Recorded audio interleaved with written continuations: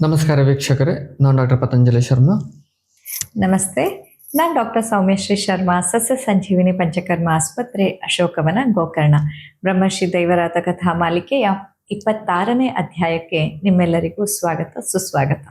ನಾವು ನಿಮಗೆ ಕಳೆದ ಸಂಚಿಕೆಯಲ್ಲಿ ರಮಣರ ಜೀವನದ ಬಗ್ಗೆ ಹೇಳ್ತಾ ಇದ್ವಿ. ಎಷ್ಟು ಕಷ್ಟಪಟ್ಟರು ಅವರು, ಅವರ ಒಂದು ಜೀವನದಲ್ಲಿ ಅವರ ಬಾಲ್ಯ ಹೇಗಿತ್ತು. ಕೆಲವೊಬ್ಬರು ಅವರಿಗೆ ಕಲ್ಲೆಸೆತಿದ್ರು, ಅವ್ರ ಮೈ ಮೇಲೆ ಮೂತ್ರವನ್ನ ಮಾಡ್ತಿದ್ರು, ಈ ರೀತಿಯ ಕಷ್ಟಗಳನ್ನ ಕೊಡ್ತಿದ್ರು.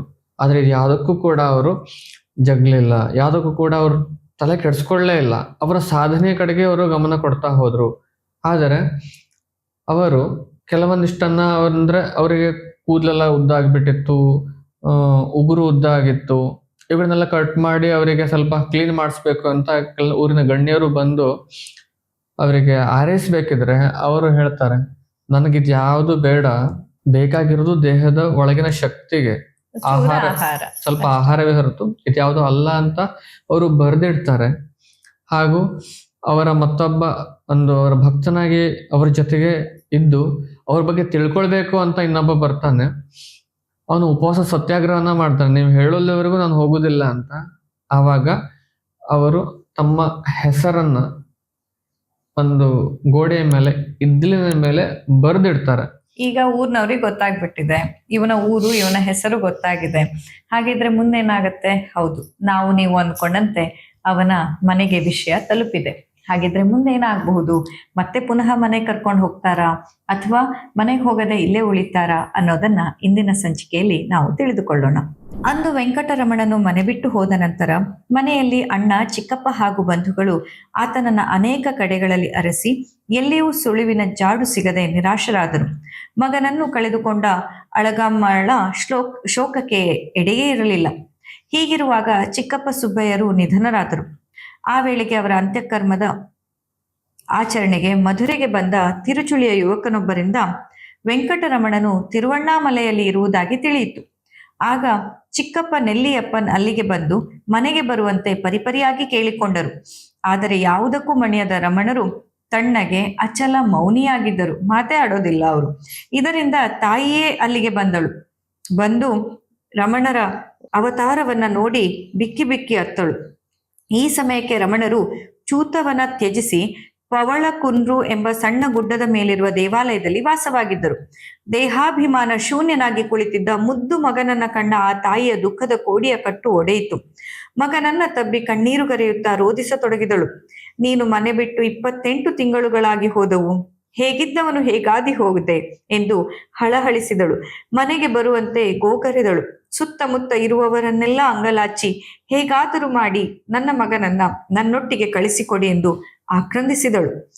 ಆಗ ಅದನ್ನು ನೋಡಲಾರದೆ ಅಲ್ಲಿ ನೆರೆದವರಲ್ಲಿ ಒಬ್ಬರು, ಅಮ್ಮ, ಇಷ್ಟೊಂದು ರೋಧಿಸುತ್ತಿದ್ದೀಯಲ್ಲಮ್ಮ, ಆಗಲಿ, ಹೇಗಾದರೂ ಮಾಡಿ ನಿನ್ನ ಮಗನನ್ನ ಒಪ್ಪಿಸುತ್ತೇವೆ ಎಂದು ಹೇಳಿ ರಮಣರ ಬಳಿ ಬಂದು, ನೋಡಪ್ಪ, ನಿನ್ನ ಅಮ್ಮ ಇಷ್ಟೊಂದು ರೋಧಿಸುತ್ತಿದ್ದಾರೆ, ಒಂದೇ ಆಗಲಿ ಎನ್ನು ಅಥವಾ ಇಲ್ಲ ಎನ್ನು, ಎರಡರಲ್ಲಿ ಒಂದು ಶಬ್ದವಾದರೂ ಮಾತನಾಡು ಎಂದು ಹೇಳಿದರು. ಮಾತು ಬೇಡ ಅಂತಾದರೆ ಇದೋ ಈ ಕಾಗದದ ಮೇಲೆ ಬರೆದು ತಿಳಿಸು ಎಂದು ಕಾಗದ ಮತ್ತು ಲೇಖನಿಯನ್ನ ನೀಡಿದರು.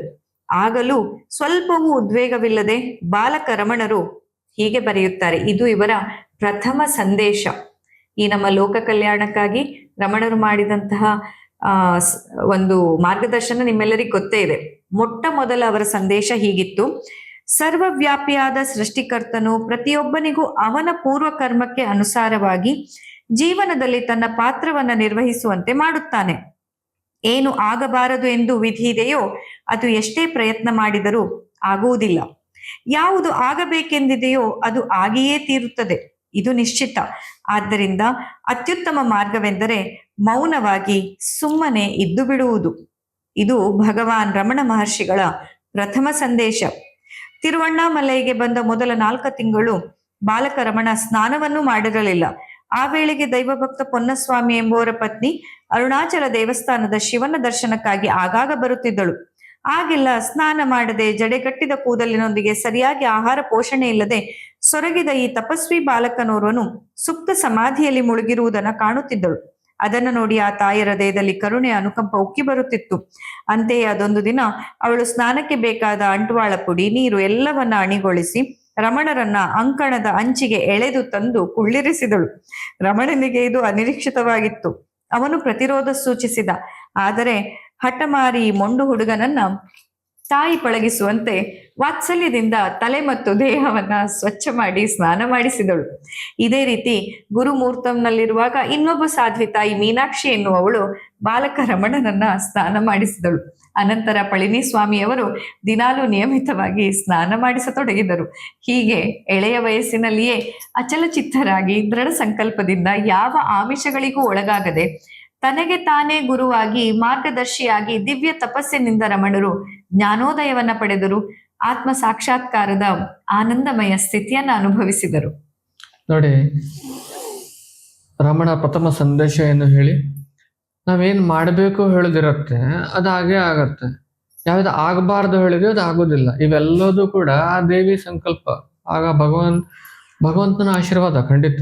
ನಾವ್ ಎಷ್ಟು ಕಷ್ಟಪಟ್ರು ಏನ್ ಆಗ್ಬೇಕಂತಿದೆ ತಡಿಯಕ್ಕಾಗಲ್ಲ, ನಾವ್ ಎಷ್ಟು ಕಷ್ಟಪಟ್ರು ಏನ್ ಆಗ್ಬಾರ್ದು ಅಂತಿದೆ ಅದು ಆಗೋದಿಲ್ಲ ಅಂತ. ಅದೇ ಒಂದು ಸಂದೇಶವನ್ನ ಅವರು ರವಾನೆ ಮಾಡ್ತಾರೆ. ಅವ್ರು ಸ್ನಾನ ಮಾಡಿದ್ದೇ ಕಡಿಮೆ, ಕೆಲವೊಬ್ಬರು ಅಲ್ಲಿ ಬಂದವರು ಈ ಹುಡುಗನನ್ನ ನೋಡಿ ಅವರಿಗೆ ತಾಯಿಯ ಮಮತೆಯಿಂದ ವಾತ್ಸಲ್ಯದಿಂದ ಅವರೇ ಸ್ವಚ್ಛ ಮಾಡಿಸ್ತಾ ಇದ್ರು. ನಂತರ ಅದೇ ಒಬ್ಬರಲ್ಲಿ ಒಬ್ಬ ಭಕ್ತನೇ ಇನ್ನು ದಿನ ಸ್ವಚ್ಛವಾಗಿ ಅವರನ್ನ ಸ್ನಾನ ಮಾಡಿಸ್ಲಿಕ್ಕೆ ಶುರು ಮಾಡ್ತಾರೆ. ಆದ್ರೆ ಇವರಿಗೆ ಅದ್ಯಾವುದು ಅರಿವೇ ಇರ್ತಿರ್ಲಿಲ್ಲ. ಇವರಿಗೆ ಇವರ ಒಳಗಿನ ಒಂದು ಅಂತರ್ದರ್ಶನ ಏನಾಗ್ಬೇಕಿತ್ತು ಅದನ್ನ ಇವರು ಕಂಡ್ಕೊಂಡ್ಬಿಟ್ಟಿದ್ರು. ವಿಚಿತ್ರ ನೋಡಿ, ಯಾವ ಪಾಠಗಳಿಲ್ಲ, ವೇದಾಧ್ಯಯನಗಳಿಲ್ಲ, ಯಾವ ಶಾಲೆಗೆ ಹೋಗ್ಲಿಲ್ಲ, ಯಾವ ಗುರುಗಳನ್ನ ಹುಡುಕ್ಲಿಲ್ಲ, ತನ್ನಷ್ಟಕ್ಕೆ ತಾನು ಮೌನವಾಗಿ ಕಂಡುಕೊಂಡ್ರು. ಅಂದ್ಮೇಲೆ ಈ ಮೌನಕ್ಕೆ ಎಂತಹ ಶಕ್ತಿ ಇರಬಹುದು. ಆತ್ಮ ಸಾಕ್ಷಾತ್ಕಾರ ಅಲ್ಟಿಮೇಟ್ಲಿ ಅವರು ಪಡ್ಕೊಂಡಿರುವಂತಹದ್ದು ಒಂದು ಆತ್ಮ ಸಾಕ್ಷಾತ್ಕಾರ. ಭಗವಾನ್ ಶ್ರೀ ರಮಣ ಮಹರ್ಷಿಗಳನ್ನ ಕಾಣುವ ಹಂಬಲದಲ್ಲಿ ಮದರಾಸಿನಿಂದ ಹೊರಟಂತಹ ದೈವರಾತ ಈಗ ಅರುಣಾಚಲ ತಲುಪಿದ್ದಾನೆ. ಈಗ ಇಷ್ಟನ್ನೂ ಕೂಡ ನಿಮ್ಗೆ ಹೇಳಿದ್ದು ದೈವರಾತ ನೋಡಿ. ಈ ದೈವರಾತನಿಗೂ ಇನ್ನೂ ರಮಣರು ಗೊತ್ತಿಲ್ಲ, ರಮಣರ ಬಗ್ಗೆ ಏನೂ ಅರಿವಿಲ್ಲ. ಆದ್ರೆ ಅರುಣಾಚಲಕ್ಕೆ ಹೋಗ್ಬೇಕು ಅಲ್ಲಿ ಹೋಗಿ ರಮಣ ಹೌದು ರಮಣ ಸ್ವಲ್ಪ ಮಟ್ಟಿಗೆ ಕೇಳ್ಕೊಂಡಿದ್ರು ಆಗ್ಬೇಕು ಅಷ್ಟೇ. ಆ ತವಕದಿಂದ ಹೊರಟಿದ್ದಾನೆ. ಈ ಬ್ರಹ್ಮರ್ಷಿ ಆಗುವಂತಹ ಈ ಬಾಲಕ, ಈಗಾಗಲೇ ಇಷ್ಟೊಂದು ಅಧ್ಯಯನ ಮಾಡಿ ಇಷ್ಟೆಲ್ಲಾ ತಿಳ್ಕೊಂಡಿರುವಂತಹ ಬಾಲಕ, ತನಗೆ ಸಿಕ್ಕಿರುವಂತಹ ಪೀಠಾಧಿಪತಿ ಆಗುವ ಒಂದು ಅವಕಾಶವನ್ನು ಬಿಟ್ಟು ಹೊರಟಂತಹ ಬಾಲಕ ಈ ರಮಣರನ್ನ ತಲುಪುವ ತವಕ ಇಷ್ಟು ಇಟ್ಕೊಂಡು ಹೊರಟಿದ್ದಾನೆ ಅಂತಂದ್ರೆ ಆ ರಮಣರ ವ್ಯಕ್ತಿತ್ವ ಏನು ಅನ್ನೋದು ನಮಗೆ ಅರಿವಾಗಲಿ ಅಂತ ನನ್ನ ಅಭಿಪ್ರಾಯ. ಏನು ಅಂತಂದ್ರೆ ಆ ಕಾತರ ಉಂಟಲ್ಲ, ತವಕ ಉಂಟಲ್ಲ, ದೈವರಾತ್ರಿಗೆ ಇರುವಂತಹದ್ದು ಅದು ಆ ದೇವಿ ಸಂಕಲ್ಪ. ಇಲ್ಲಾಂದ್ರೆ ಸಾಧ್ಯನೇ ಇಲ್ಲ. ನೋಡಿ, ದೈವರಾತರು ಅವರ ಗುರುಗಳಾಗಿದ್ದಂತ ಕಾವ್ಯಕಂಠ ಗಣಪತಿ ಮುನಿಗಳನ್ನು ಕೂಡ ಬಿಟ್ಟು ಸ್ವತಃ ಅವ್ರೊಬ್ಬರೇ ಬರ್ತಾರೆ ಅರುಣಾಚಲಕ್ಕೆ. ನಿನ್ ತಡ್ಕೊಳಕ್ಕಾಗಲ್ಲ, ನಂಗೆ ಹೋಗ್ಲೇಬೇಕು. ಅವರು ತಂಗಿನ ಕೆಲಸ ಉಂಟು ಹೇಳ್ತಾರೆ. ಒಟ್ಟಿಗೆ ಹೊರಡ್ಬೇಕು ಅಂತ ತಯಾರಾಗಿ ಇದ್ದವರು ನನಗೆ ಆಗಲ್ಲ, ಬೇರೆ ಕೆಲಸ ಉಂಟು ಅಂತ ಅವ್ರು ಹೋಗ್ತಾರೆ. ಆದ್ರೆ ಸ್ವಲ್ಪ ಲೇಟ್ ಆಗೋದಷ್ಟೇ, ಅವ್ರೇನ್ ಬರೋದಿಲ್ಲ ಅಂತಲ್ಲ, ಅವರು ಬರ್ತಾರೆ. ಆದ್ರೆ ಮಧ್ಯದಲ್ಲಿ ಆದಂತಹ ಒಂದು ವಿಳಂಬವನ್ನು ಸಹಿಸಲಾಗದೆ ಇವರಿಗೆ ಅಷ್ಟು ತವಕದಿಂದ ಇದ್ದಾರೆ. ಹಾಗಾಗಿ ನಾವು ಈಗ ರಮಣ ಮಹರ್ಷಿಗಳ ಒಂದು ಬಾಲ್ಯ ಮತ್ತು ಅವರು ಎಂತಹ ವ್ಯಕ್ತಿತ್ವವನ್ನು ಹೊಂದಿದ್ರು ಅನ್ನೋದನ್ನ ನಿಮ್ಮೆದುರು ನಾವು ತೋರ್ಪಡಿಸಿದ್ ಯಾಕೆ ಅಂತಂದ್ರೆ, ರಮಣರ ಜೀವನದ ಬಗ್ಗೆ ಒಂದು ನಮ್ಗೆ ಸುಳಿವು ಸಿಕ್ಕಾಗ ಅವರ ಜೀವನ ಹೇಗಿತ್ತು ಅನ್ನೋದು ಅರಿವಾದಾಗ ಈಗ ಅರ್ಥ ಆಗತ್ತೆ ಯಾಕೆ ದೈವರಾತನಿಗೆ ರಮಣರನ್ನ ತಲುಪಬೇಕು ಅನ್ನುವಂತಹ ತವಕ ಇತ್ತು ಅಂತ. ದೈವರಾತರು ಕೂಡ ಆ ಒಂದು ದೈವಿ ಪುರುಷರು, ಇಲ್ಲಿ ರಮಣ ಮಹರ್ಷಿಗಳು ಕೂಡ ದೈವಿ ಪುರುಷರು. ಆ ಎರಡು ಶಕ್ತಿ ಸೆಳೆತ ಇಲ್ಲಿ ನಮ್ಗೆ ಗೊತ್ತಾಗ್ತಾ ಇದೆ. ಹೇಗೆ ದೈವರಾತರು ಅವರನ್ನ ಕಾಣ್ಲಿಕ್ಕೆ ಅಷ್ಟು ಹಂಬಲ ಪಡ್ತಾರೆ ನೀವಿಲ್ಲಿ ನೋಡ್ಬೋದು. ಯಾಕಂದ್ರೆ ದೈವರಾತರಿಗೆ ರಮಣರು ಪರಮ ಗುರುಗಳು ಅಂತ ಹೇಳ್ಬೋದು. ಯಾಕಂದ್ರೆ ದೈವರಾತರ ಗುರುಗಳು ಕಾವ್ಯಕಂಠ ಗಣಪತಿ ಮುನಿಗಳು. ಅವರಿಗೆ ಗೊತ್ತಿಲ್ಲದೆ ಇರೋ ಶಾಸ್ತ್ರವೇ ಇಲ್ಲ, ಅವರಿಗೆ ತಿಳಿಯದೇ ಇರುವಂತಹ ವಿಷಯವೇ ಇಲ್ಲ, ಅವರು ಓದದೇ ಇರುವಂತಹ ಪುಸ್ತಕವೇ ಇಲ್ಲ. ಅಂತಹ ಗುರುಗಳು ರಮಣರು ಅಂತ ಯಾವಾಗ್ಲೂ ಕಾವ್ಯಕಂಠ ಗಣಪತಿ ಮುನಿಗಳು ರಮಣರ ಬಗ್ಗೆ ಹೇಳಿದ್ದನ್ನ ಕೇಳಿರ್ತಾರೆ. ಹಾಗಾಗಿ ಈ ಪರಮ ಗುರುಗಳನ್ನ ತಲುಪಲಿಕ್ಕೆ ಧಾವಂತದಿಂದ ಬರ್ತಾನೆ. ಅರುಣಾಚಲವನ್ನ ತಲುಪಿ ಅಲ್ಲಿಂದ ಸ್ಕಂದಾಶ್ರಮಕ್ಕೆ ನಡೀತಾನೆ.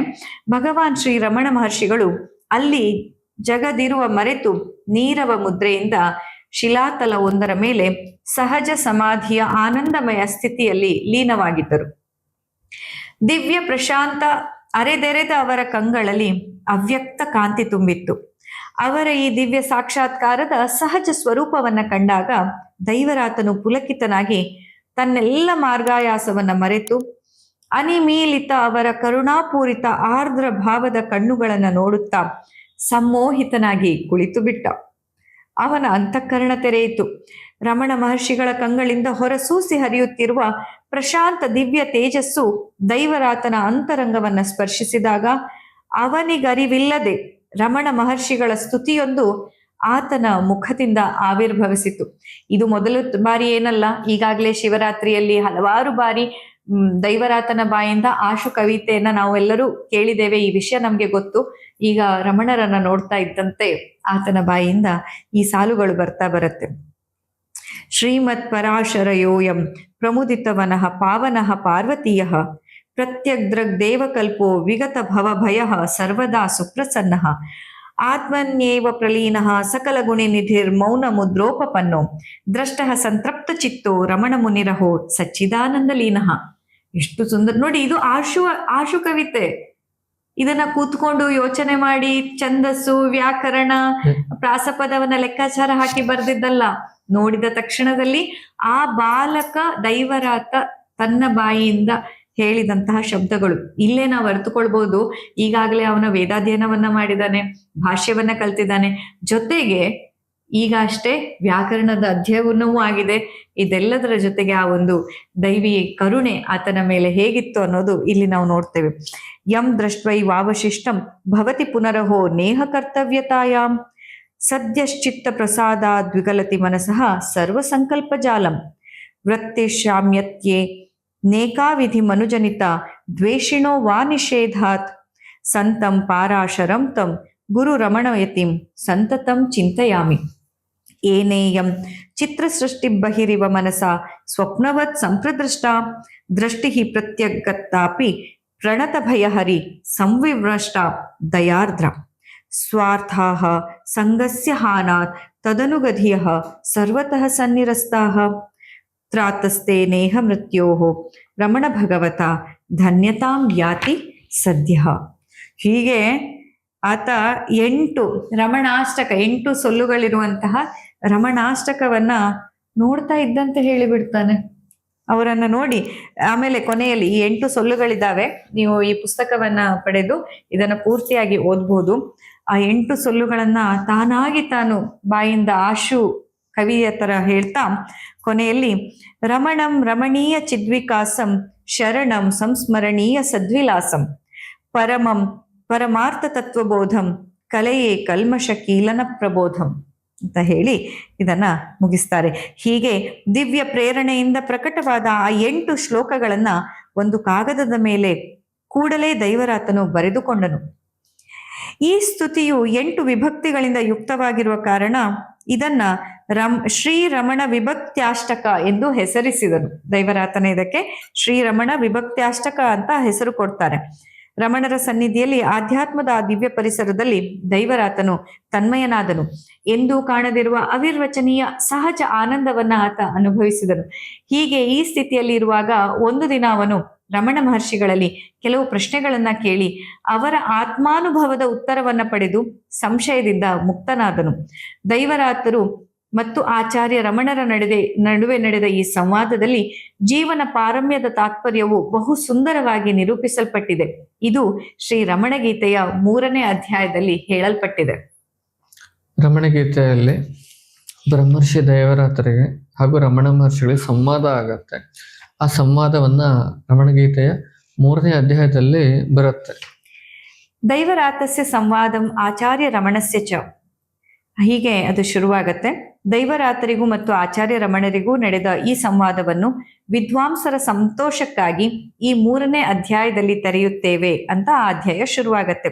ನೀವು ಕೂಡ ರಮಣ ಗೀತೆ ಅನ್ನುವ 3ನೇ ಅಧ್ಯಾಯವನ್ನ ತೆಗೆದು ಇದನ್ನ ಓದ್ಲಿಕ್ಕೆ ಸಾಧ್ಯ ಇದೆ. ಪ್ರಶ್ನೆ 1, ದೈವರಾತ ಉವಾಚ. ಅಲ್ಲಿ ಕೂಡ ಹಾಗೆ ಇದೆ, ದೈವರಾತ ಉವಾಚ. ದೈವರಾತ ಕೇಳುವಂತಹದ್ದು. ಕಿಂ ಕರ್ತವ್ಯಂ ಮನುಷ್ಯಸ್ಯ ಪ್ರಧಾನಮಿಹ ಸಂಸ್ಕೃತಂ ಏತಂ ನಿರ್ಧಾರ್ಯ ಭಗವಾನ್ ತನ್ಮೇ ವಾಕ್ಯಾತುಮರ್ಹತಿ. ಅಂದರೆ ಸಂಸಾರದಲ್ಲಿ ಮನುಷ್ಯನು ಮಾಡಬೇಕಾದ ಪ್ರಧಾನ ಕೆಲಸ ಯಾವುದು? ಭಗವಾನ್ ಅದನ್ನು ನಿರ್ಧರಿಸಿ ಕೃಪೆಯಿಂದ ನನಗೆ ವಿವರಿಸಿ ಎಂದು. ಉತ್ತರ: ಭಗವಾನ್ ಉವಾಚ ಸ್ವಸ್ಯ ಸ್ವರೂಪಂ ವಿಜ್ಞೇಯಂ ಪ್ರಧಾನಂ ಮಹದಿಚ್ಛತ ಪ್ರತಿಷ್ಠಾ ಯತ್ರ ಸರ್ವೇಶ ಫಲಾನಾಮುತ ಕರ್ಮಣಾಂ. ಶ್ರೇಯಸ್ಸನ್ನ ಅಪೇಕ್ಷಿಸುವವನು ತನ್ನ ನಿಜ ಸ್ವರೂಪವನ್ನ ಕಂಡುಕೊಳ್ಳಬೇಕು. ನಾವು ಮಾಡುವ ಎಲ್ಲ ಕ್ರಿಯೆಗಳಿಗೂ ಮತ್ತು ಅವುಗಳ ಫಲಗಳಿಗೂ ಅದೇ ಮೂಲವಾಗಿದೆ. ನೋಡಿ, ರಮಣ ಮಹರ್ಷಿಗಳು ಮಾತನ್ನೇ ಆಡದೇ ಇರುವಂಥವ್ರು. ದೈವರಾತ್ರ ಬರ್ತಾರೆ, ಅವ್ರನ್ನ ಹರಸ್ಕೊಂಡು ಅವ್ರ ಸನ್ನಿಧಿಗೆ ಬರ್ತಾರೆ. ರಮಣ ವಿಭಕ್ತಿ ಅಷ್ಟಕವನ್ನ ಹೇಳ್ತಾರೆ. ಅವ್ರ ಸನ್ನಿಧಿಯಲ್ಲೇ ಇವರನ್ನೇ ಇವರು ಮೈ ಮರೀತಾರೆ. ಹಾಗೆ ಈಗ ಇಲ್ಲಿ ಮೌನದಿಂದ ದೈವರಾತನ ಅಧ್ಯಯನ ಪಾಠ ಶುರುವಾಗುತ್ತೆ. ಮೌನವಾಗಿ ಕುತ್ಕೊಂಡಿದ್ದಾಗೆ ಎಲ್ಲವೂ ಕೂಡ ಕಲಿತಾ ಹೋಗ್ತಾರೆ. ಈಗ ಎರಡನೇ ಪ್ರಶ್ನೆ, ದೈವರಾತ್ರಿಗೆ ಪ್ರಶ್ನೆಗೆ ಉತ್ತರ ಕೊಡ್ತಾರೆ ನೋಡಿ. ಮೌನವಾಗಿದ್ರು ಕೂಡ ನೋಡಿ, ಸ್ವಂತ ತಾಯಿ ಬಂದು ಅಂಗಲಾಚಿದ್ರು, ಗೋಳಾಡಿದ್ರು, ಉತ್ತರವನ್ನೇ ಕೊಡದೆ ಉದ್ವೇಗ ಚಿತ್ತವನ್ನೇ ತೋರಿಸದೇ ಇದ್ದಂತಹ ನಮ್ಮ ಮೌನಿ ಸ್ವಾಮಿಗಳು ಇಂದು ಈ ಬಾಲಕ ದೈವರಾತನ ಪ್ರಶ್ನೆಗಳಿಗೆ ಉತ್ತರಿಸ್ತಾರೆ, ಅನುಗ್ರಹವನ್ನ ನೀಡ್ತಾರೆ. ಇದಕ್ಕಿಂತ ದೊಡ್ಡ ಒಂದು ಸಾಧನೆ ಬೇಕಾ? ಬ್ರಹ್ಮಶ್ರೀ ದೈವರಾತ್ರ ವ್ಯಕ್ತಿತ್ವ ಎಂತದ್ದಿರಬಹುದು ಅನ್ನೋದಕ್ಕೆ ಇದಕ್ಕಿಂತ ದೊಡ್ಡ ಒಂದು ದೃಷ್ಟಾಂತ ಇಲ್ಲ ಅಂತ ಅನ್ಸುತ್ತೆ. ಅವರು ಒಂದು ದೈವಿ ಪುರುಷರಾದಾಗ ತನ್ನ ಎದುರಿಗಿರುವಂತವ್ರ ಅರ್ಥಕೋತಾರೆ ಅವ್ರು. ಓಹೋ, ಇವನು ಕೂಡ ಒಂದು ದೈವಿ ಪುರುಷ, ಇವನ ಪ್ರಶ್ನೆಗೆ ನಾನು ಉತ್ತರ ಕೊಡ್ಲೇಬೇಕು ಹೇಳುವಂತದ್ದು. ಹಾಗೆ ಮತ್ತೆ ಈ ಪ್ರಶ್ನೋತ್ತರವನ್ನ ವಿದ್ವಾಂಸರ ಮಾಹಿತಿಗಾಗಿ ಬರ್ದಿಡೋದು. ಅಲ್ಲಿ ಹೇಳ್ತಾರೆ ನೋಡಿ, ವಿದ್ವಜ್ಜನರಿಗೆ ಖುಷಿ ಆಗ್ಲಿ, ಯಾಕಂದ್ರೆ ಅಂತಹ ಒಂದು ಸಂವಾದ ಅದು ವಿದ್ವಜ್ಜನರಿಗೆ ಖುಷಿ ಆಗ್ಲಿ ಅಂತ ಇಲ್ಲಿ ಪುಸ್ತಕದಲ್ಲಿ ಬರ್ದಿಟ್ಟಿರುವಂಥದ್ದು. ಎರಡನೇ ಪ್ರಶ್ನೆ ಕೇಳ್ತಾರೆ, ಸ್ವಸ್ಯ ಸ್ವರೂಪ ವಿಜ್ಞಾನೆ ಸಾಧನಂ ಕಿಂ ಸಮಾಸತಃ ಸಿದ್ಧೇತ್ ಕೇನ ಪ್ರಯತ್ನೇನ ಪ್ರತ್ಯಕ್ ದೃಷ್ಟಿಮರ್ಹೀಯಸಿ. ತನ್ನ ನಿಜ ಸ್ವರೂಪವನ್ನು ತಿಳಿಯಲು ಲಘುವಾದ ಉಪಾಯ ಯಾವುದು? ಯಾವ ಪ್ರಯತ್ನದಿಂದ ನಮಗೆ ಮಹತ್ವಪೂರ್ಣವಾದ ಅಂತರ್ದರ್ಶನವು ಅಂದರೆ ಆತ್ಮದರ್ಶನವು ಸಿದ್ಧಿಸುತ್ತದೆ ಅಂತ ಎರಡನೇ ಪ್ರಶ್ನೆಯನ್ನ ಕೇಳ್ತಾನೆ ದೈವರಾತ. ಉತ್ತರ, ಭಗವಾನ್ ಉವಾಚ ವಿಷಯೇಭ್ಯ ಪರಾವೃತ್ಯ ವೃತ್ತಿ ಸರ್ವಾ ಪ್ರಯತ್ನತಃ ವಿಮರ್ಶೆ ಕೇವಲಂ ತಿಷ್ಟೇತ್ ಅಚಲೇ ನಿರುಪಾಧಿಕೆ ಅಂತ ಭಗವಾನ್ ರಮಣರು ಉತ್ತರ ಕೊಡ್ತಾರೆ. ನಮ್ಮ ಆಲೋಚನೆಗಳನ್ನ ಇಂದ್ರಿಯ ವಿಷಯಗಳಿಂದ ಶ್ರಮ ವಹಿಸಿ ಹಿಂತಿರುಗಿಸಿಕೊಳ್ಳಬೇಕು. ಅನಂತರ ನಿರುಪಾಧಿಕವು ಅಚಲವೂ ಆದ ಜಿಜ್ಞಾಸೆ ಮಾಡಬೇಕು. ಹಾಗೆ ಮೂರನೇ ಪ್ರಶ್ನೆ ಕೇಳ್ತಾನೆ ದೈವರಾತ, ಯಾವತ್ ಸಿದ್ಧಿರ್ ಭವೇ ನೃಣಾಂ ಯೋಗಸ್ಯ ಮುನಿಕುಂಜರ ಅಂದ್ರೆ ಮುನಿಶ್ರೇಷ್ಠನೇ, ಯೋಗ ಸಿದ್ಧಿ ಮನುಷ್ಯರಿಗೆ ಏರ್ಪಡುವವರೆಗೂ ನಿಯಮಗಳು ಆತ್ಮಪ್ರಾಪ್ತಿಯ ಪ್ರಯತ್ನದಲ್ಲಿ ಸಹಾಯ ಮಾಡುತ್ತವೆಯೇ? ಅಂದರೆ ಶೌಚ, ಸಂತೋಷ, ತಪಸ್ಸು, ಸ್ವಾಧ್ಯಾಯಗಳನ್ನ ಮುಂದುವರಿಸಬೇಕೇ? ಭಗವಾನು ವಾಚ ಅವರ ಸಂಸ್ಕೃತದಲ್ಲಿ ಉತ್ತರವನ್ನ ಹೇಳ್ತಾರೆ. ಅದರ ಅರ್ಥ, ಜ್ಞಾನೋದಯದ ಪ್ರಾಪ್ತಿಗಾಗಿ ಮಾಡುವ ಪ್ರಾಮಾಣಿಕ ಪ್ರಯತ್ನಗಳಿಗೆ ನಿಯಮಗಳು ತುಂಬಾ ಸಹಾಯ ಮಾಡುತ್ತವೆ. ಯಾರು ಅರಿವಿನ ಹಾದಿಯಲ್ಲಿರುತ್ತಾರೋ ಅವರನ್ನ ನಿಯಮಗಳು ತಾವಾಗಿಯೇ ಬಿಡುತ್ತವೆ. ಅಂದರೆ ಸೂತಕಾದಿ ಅಶೌಚ ನಿಯಮಗಳು ಅವರನ್ನ ಬಾಧಿಸುವುದಿಲ್ಲ. ದೇಹದ ಒಳಗೆ ತುಂಬಿರುವ ಮಲಕ್ಕಿಂತ ಹೊರಗಿನಿಂದ ಸೋಂಕುವ ಮೈಲಿಗೆಯು ಹೆಚ್ಚಿನದಲ್ಲ. ಇವೆಲ್ಲ ಕೇವಲ ಮನಸ್ಸಿನ ಭಾವನೆಗಳು.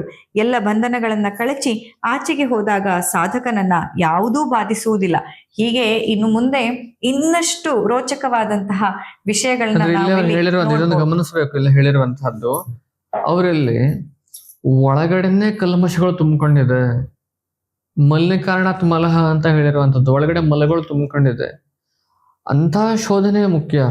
ಬಾಹ್ಯ ಅಶೌಚಕ್ಕಿಂತ ಒಳಗಡೆಗಿರುವಂತ ಅಶೌಚವನ್ನ ಖಾಲಿ ಮಾಡ್ಕೊಳ್ಳುವಂತಹದ್ದು. ಈಗ ಇಷ್ಟು ದಿನಗಳ ಕಾಲ ಎಲ್ಲ ಈ ನಿಯಮಗಳನ್ನ ಕಟ್ಟುಪಾಡುಗಳನ್ನ ತುಂಬಾ ಶಿಸ್ತಿನಿಂದ ಪಾಲಿಸಿಕೊಂಡಂತ ದೈವರಾತ ಹಾಗಾದ್ರೆ ಮುಂದೆ ಕೇಳುವಂತ ಪ್ರಶ್ನೆ ಯಾವ್ದಾಗಿರ್ಬಹುದು, ಯಾವ ರೀತಿಯ ಕುತೂಹಲ ಅವನಲ್ಲಿ ಮೂಡಿರಬಹುದು ಅನ್ನೋದನ್ನ ಮುಂಬರುವ ಸಂಚಿಕೆಯಲ್ಲಿ ನಾವು ಗಮನಿಸೋಣ.